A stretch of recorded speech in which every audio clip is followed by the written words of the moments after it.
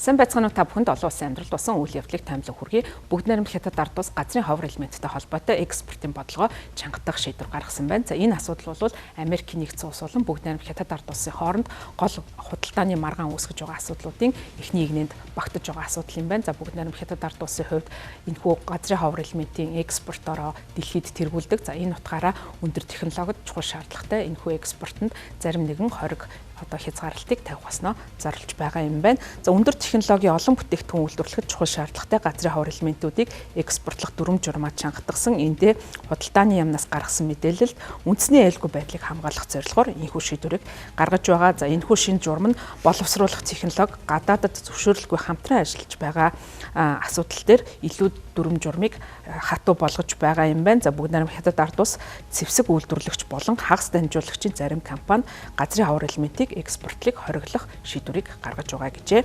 Газрын ховор элементийг олборлох, боловсруулах, эсвэл газрын ховор элементээс сорон үйлдвэрлэх энэ технологиг бол зөвхөн засгийн газрын зөвшөөрлөлтөөр олон нийтэд хүргэж бусад орнуудад экспортлно гэдгийг бүгд найрамд хятад ард улсын худалдааны яам мэдгдсэн. За эдгээр технологийн ихэнхийг ашиглахад аль хэдийн хязгаарлалт тавьсан байдаг. Тэгэхээр энэхүү хязгаарлалтаа улам бүр чангадах гэсэн үг. Бүгд найрамд хятад ард улс 4-р сард экспортын хяналтын чагсаалтаа баталсан. За үүн дотроо хэд хэдэн ховор элемент болон холбогдох материалыг нэмсэн явдал нь тухайн үедээ ихээхэн зах зээл дээр хомсдлыг үүсгэж байсан. Гэвч шинэ гаргасан мэдэгдэн газрын ховор элементтэй холбоотой зүйлүүдийг ашигладаг зэвсгийн үйлдвэрлэгч болон хагас дамжуулагч үйлдвэрлэгч зарим компаниудад лиценз авах магадлал улам багасгаж байгаа юм байна. За бүгд найрамд хятад ард улсын компаниуд засгийн газрынхаа зөвшөөрлгүйгээр газрын ховор элемент дээр гадаадын компаниудтай хамтран ажиллах боломжгүй болж байгаа юм.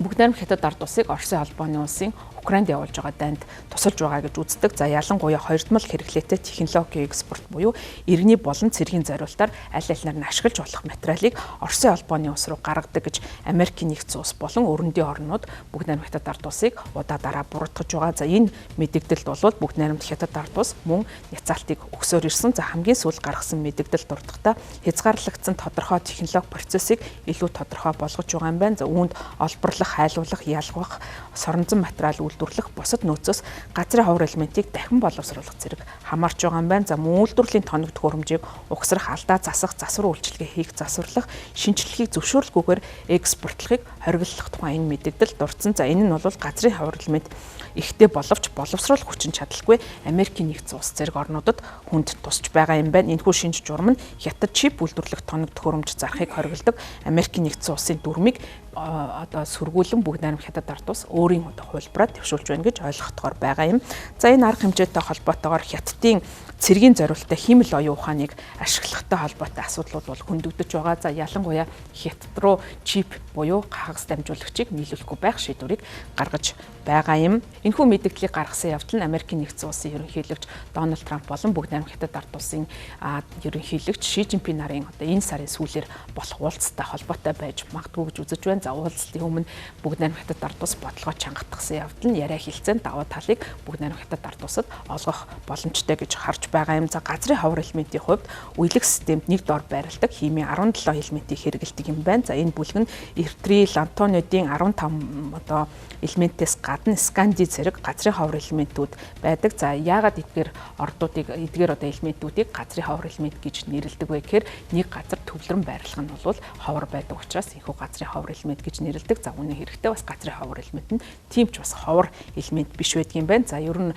нэг газартаа төвлөрж олборлох хэмжээг нь их байх нь бол тухайн газрын ховор элементийг олборлох нөхцөл байдалд бол илүү эргээр нөлөөлдөг учраас нэг дороо төвлөрсөн байх газрын ховор элементтэй улс орнууд зах зээлд илүү давуу байр суурьтай байгаа. Хүмүүсийн өдөр тутмын үйл ажиллагаанд ашигладаг компьютерийн санах хоо, DVD, цэнгэлдэг батарей, гар утас, каталик хөрвүүлэгч, соронзон, За мөн флуоресцент гэрэлтүүлэг зэрэг маш олон зүйлд бол газрын ховор элементийг ашигладаг юм байна. За өнгөрсөн 20 жилийн хугацаанд газрын ховор элементийг ашиглаж бүтээдэг зүйлүүдийн эрэлт хэрэгцээ нэмэгдэж байгаа. За 20 жил бол өмнө маш цөөн хүн бол газрын ховор элементийг одоо ашигласан гар утсыг ашигладаг байсан бол өнөөдөр хүн болгон одоо газрын ховор элементийг одоо ашигласан энэхүү гар утсыг ашиглаж байгаа. За энэ бол газрын ховор элементийн эрэлтийг нэмэгдүүлж байгаа гол хүчин зүйл юм байна. За газрын ховор элемент нь одоо зөвхөн иргэний одоо зорилтоор ашиглахаас гадна батлан хамгаалах үйлдвэрлэл за тэр дундаа зэвсэглийн технологид маш чухал үүрэгтэй байдаг. За энэ нь бол өрөндийн орнууд за тэр дундаа Америкийн нэгдсэн улсын батлан хамгаалах чадварт